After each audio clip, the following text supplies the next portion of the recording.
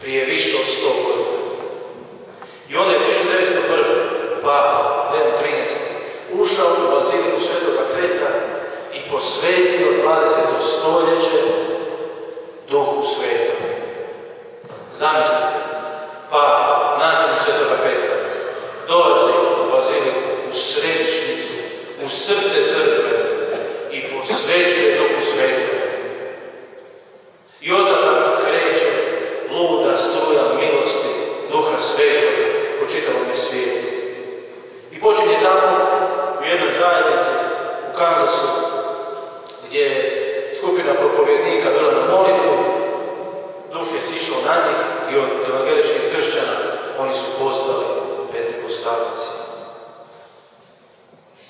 Ali taj čin, Sveti Otac posvećuje stoljeće Duhu Svetom i tu sve kreće. I ta struja milosti onda ide gdje hoće, jer vjetar puše gdje hoće. Ne znaš mu odakle dolazi i kamo ide, i tako je sa svakim koji je rođen od Duha. I ta linija, što su sve pape činile, dalje se nastavlja kroz cijelo 20. stoljeće. Papa Ivan XXIII, kao što je Fra Ivo rekao, kaže, on je stari papa, ajde samo da preživi tu jednu promjenu, jedan prijelaz, kad se on ohrabri i sazove drugi Vatikanski koncil, sa molitvom kaže, sa željom da crkva moli, Gospodine, obnovi svoja čudesa danas kroz nove duhove. Obnovi svoja čudesa danas kroz nove duhove. Papa Ivan XXIII. I ohrabruje vjernike da čitaju djela apostolska, ponajviše prva 4 poglavlja. I što reći, da onda uopće nije čudo što se događaju takve stvari u 20. stoljeću i što struja milosti tako počinje udarati. I to se nastavlja. Dolazi Papa Pavao VI. On je imenovao kardinala Leona Jozefa Sorensa da bude taj koji će pratiti karizmatski pokret i izjasniti se o njemu. On je onda i sam, to je možda jedna bitna stvar, znate, on je sam bio vrlo aktivan u drugom Vatikanskom koncilu. Kada se je trebalo odlučiti i razlučiti, dobro, mi razumijemo sakramena Svete potvrde, 7 dana, razumijemo plodove Duha Svetog, ali šta je s karizmom? Za koga su karizme? I bili smo 2 struje. Jedna struja je rekla, to je samo za svećenike, jer oni primi sakramen Svetoga reda. A druga struja sa kardinalom Sorensom i njegovim pristalicama bila ne, to je za svakog vjernika koji je kršten. I nakon razlučivanja drugi Vatikanski koncil, oci su pristali i prihvatili da to je za svakog kršćana. I zato u drugom Vatikanskom koncilu dokumentu Lumen Gentium 11.12 imamo točno to potvrđeno. Znači, one su za svakog krštenog. I to je jako dobro da mi znamo da je to naše dio, baština, polog našeg identiteta kao katolika, kao vjernika. I to je nova šansa za svijet, kaže kardinal Sorenс. On je tu angažirao i nove onda grupe poznatih teologa toga vremena. Ja ću samo nabrojati. Josef Ratzinger, kasnije Papa, Florentin, kasnije, čak i Isusovce, moji subraću, dvojicu koji su poslije dali velik obol karizmatskom pokretu. Izdali su jednu knjigu, teološku biblijsku studiju o karizmama i karizmatskom pokretu. I zapravo vrlo pomogli katoličku crkvu. Kardinal Sorensa je ovako znao reći. Karizmat, to je jako bitno i za nas i za naš identitet. Mi nismo crkva u crkvi. Mi nismo, čak bi se usudio reći, mi nismo pokret. Zašto? Slušajte ovo. Karizmatska obnova neće biti shvaćena u skladu sa svojim identitetom i naravom. Ona ide od Duha Svetog, sposobno da obnovi crkvu u višestrukim vidovima. Postoji opasnost da se pretvori u jedan od mnogih pokreta, a ne smije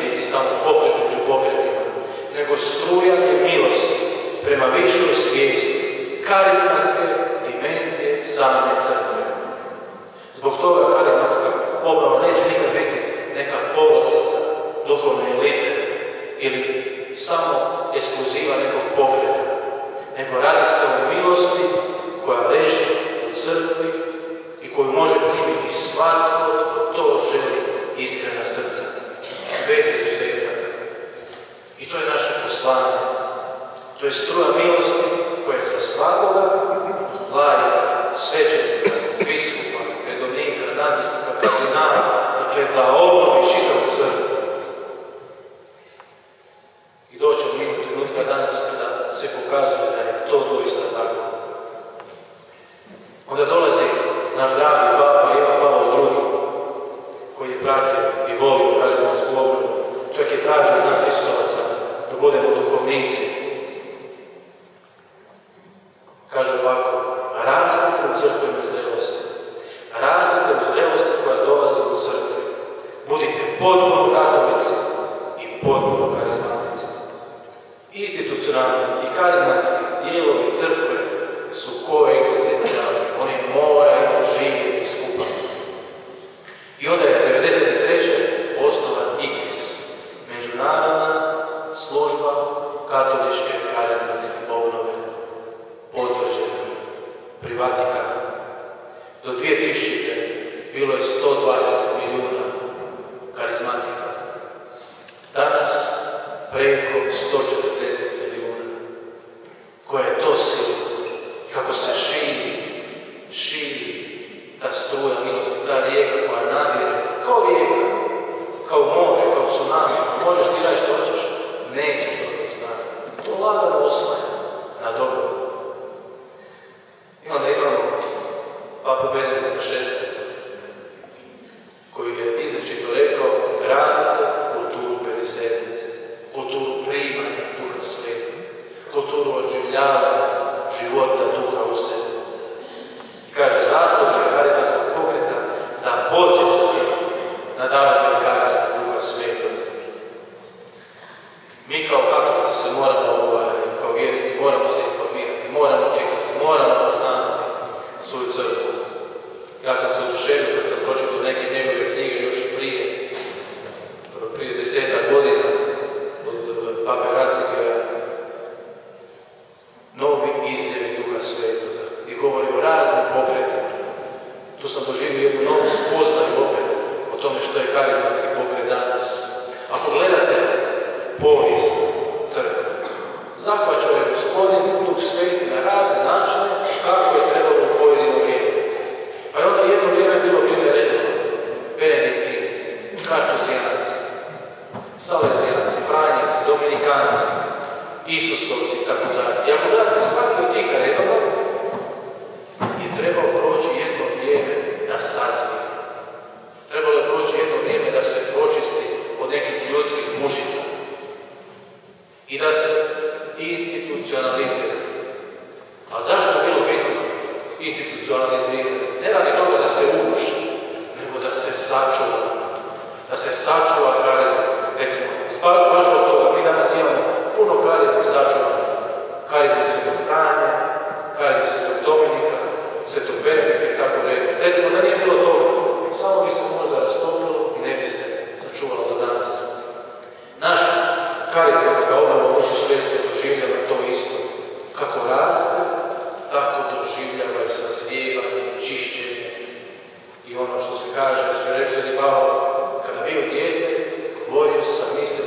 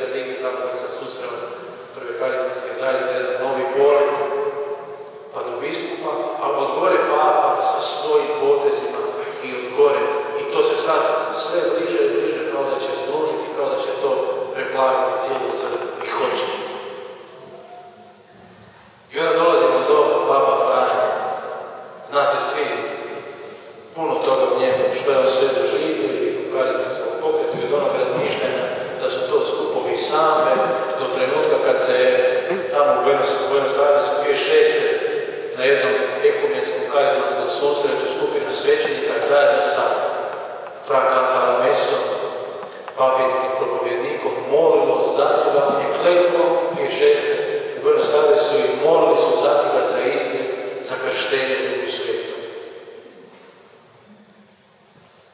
A onda su bile zanimljive i za nas i kako vrijedne poruke koje je dao 2013. 2014.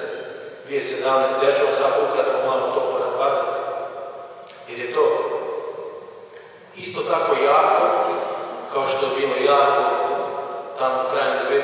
početkom 20. stoljeća kada je Papa Lav 13. posvetio stoljeće Duhu Svetu, tako su i sad riječi našega Pape, on je nasljednik Petrova, njegova riječ ima toliku snagu, toliku vlast, toliku silu, da se ne samo širi i samo se duhovne stvarnosti u poslušnosti vežu na te njegove riječi. 2013. imao je za našu obnovu 3 jednostavne riječi. Novost, nemojte se strašiti novosti, onoga što Duh Sveti zahtjeva od nas, bilo da je to poniznost, bilo da je to poslušnost, bilo da je to vodite, činite nove stvari, i sklad i harmonija. I onda je dao sliku orkestra. Vidite, orkestar, svako svira svoje, čak i note sviraju drugačije, ali kad se to združi, to je harmonija, to je bogatstvo, to je ljepota. I poslanje, radimo zajedno i bivamo uključeni. Na stadionu Olimpiku poznati susret sa karizmaticima, kada je Papa Franjo isto tako rekao i zamolio da se moli za njega. On je 6 stvari nam rekao, 6 savjeta, 6 smjernica koje su prevelike.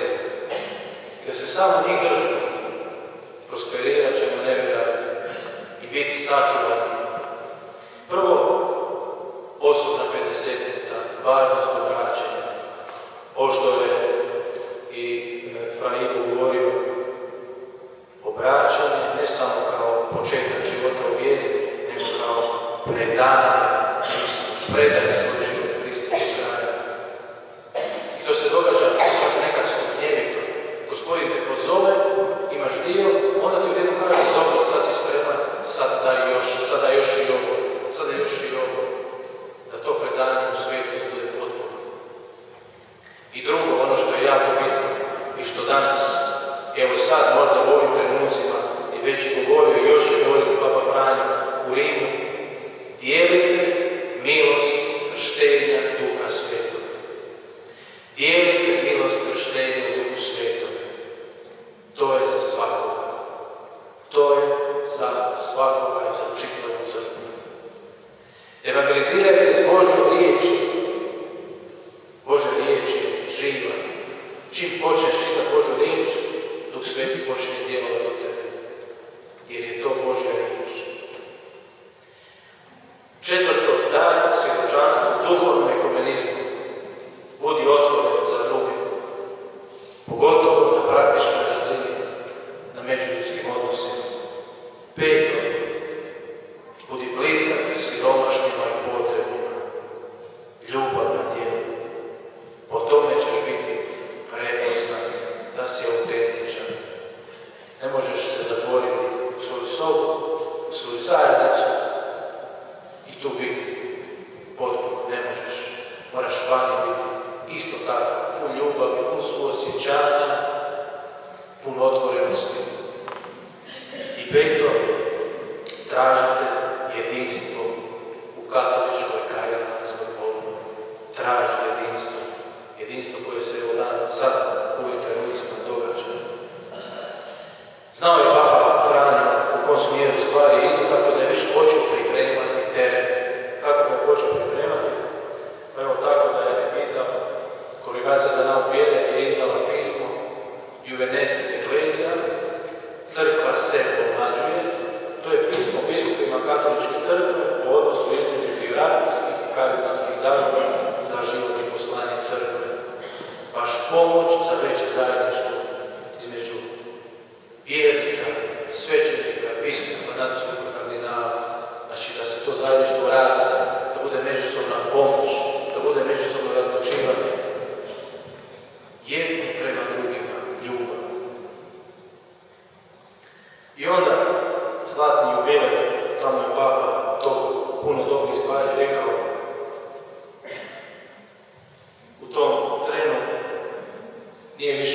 taj koji je išao kleknuti da ljudi moli za njega, nego je on pružio ruke i molio za novi izgled Duha Svetog.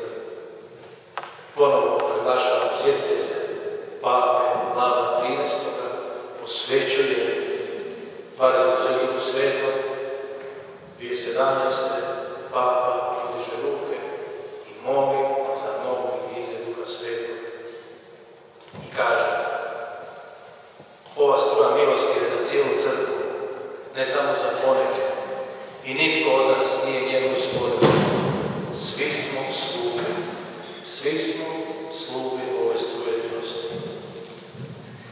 Zanimljivo što je govorio o slavljenju Papa Franja Pažitosku. Kaže, vi stalno podsjećate crkvu na snagu molitve slavljenja. Slavljenje molitve priznanja i zahvalnosti Bogu za njegovu besplatnu ljubav. Može se dogoditi da ovaj način molitve se nekome ne sviđa, ali on se potpuno nalazi u biblijskoj tradiciji. U psalmama, kaže, recimo primjer Davida koji je plesao pred kovčegom saveza pun radosti i kaže, molim vas, nemojte pasti u stav kršćana koji imaju kompleks Mikale koja se stidjela način na koji je David molio i slavio Boga. I naglašava 3 nerazdvojiva elementa katoličkog karizmatskog pokreta. Krštenje u duhu, slavljenje i služenje bližnjima.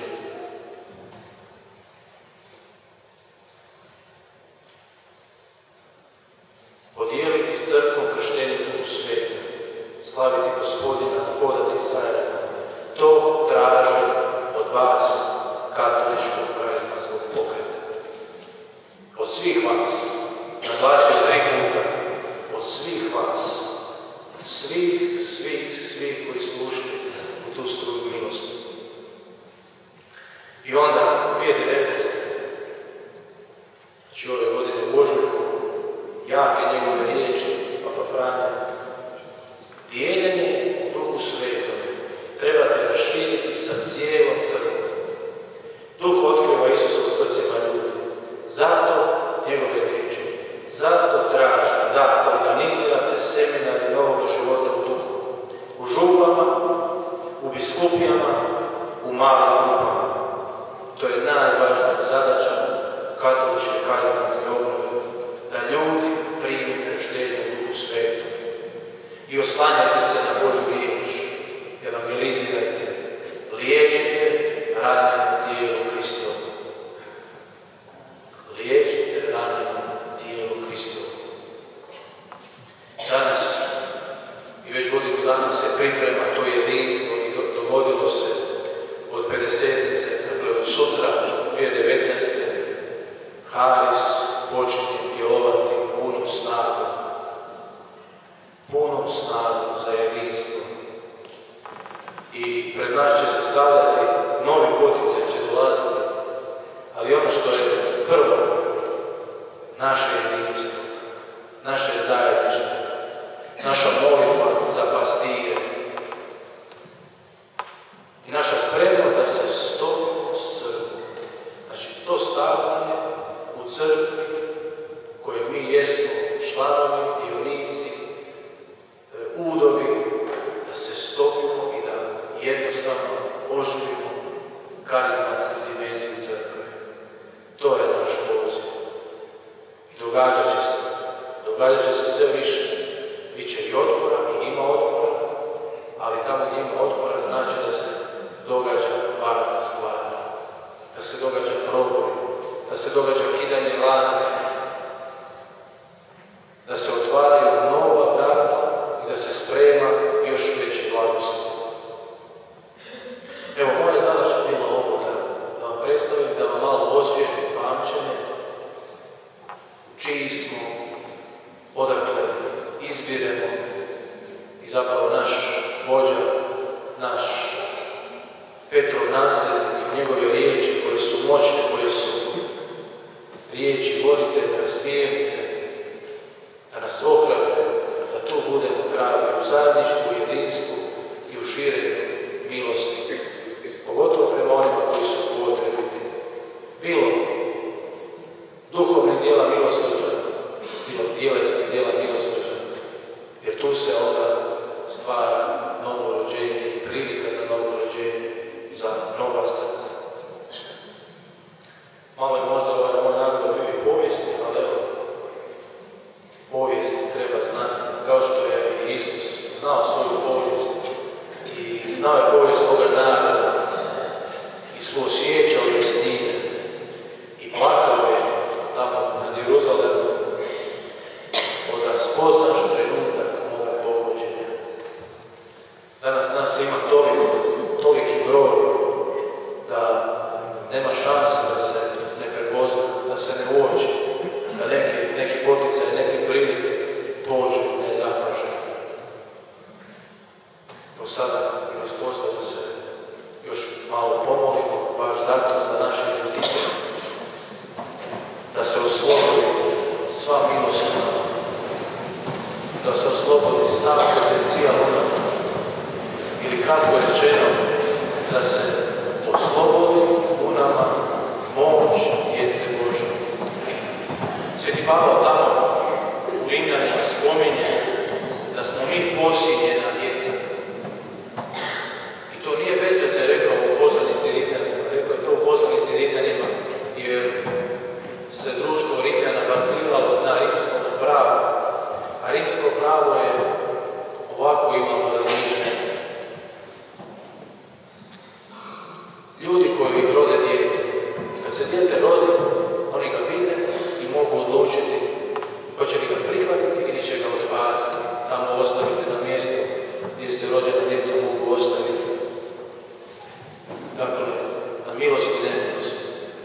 Ali kod posiljenja, kod posvojenja, ako hoćete, ljudi su vidjeli dijete i kad su ga prihvatili, on je dobivao sve vlasti, sve povlastice, kao sva djeca, kao sva druga djeca. I sva baština je bila njegova. Naš božanski Otac je nas posilio. To će reći da mi imamo baštinu sve ono što Krist ima. Svu moć, svu vlast, svu polinu Duha Svetog, svu silu i snagu. I to nam je dan